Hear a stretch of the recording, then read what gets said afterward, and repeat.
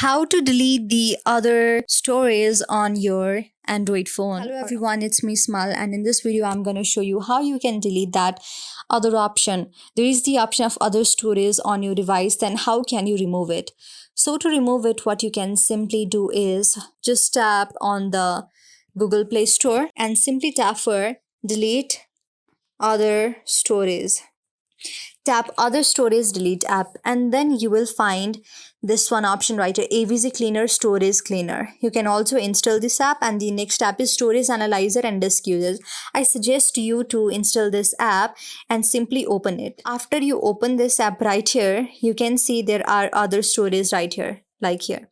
When you tap on this other storage, then you can simply delete the other storage and choose the other storage and delete it by using this app. But you cannot simply delete it from your Android phone without installing any applications. There is no function in your Android phone, so you should install this app and try to delete the other storage on your phone. So this is how you do it. I hope you like the video. If you like the video, then please do thumbs up, subscribe, and also comment on our comment section below.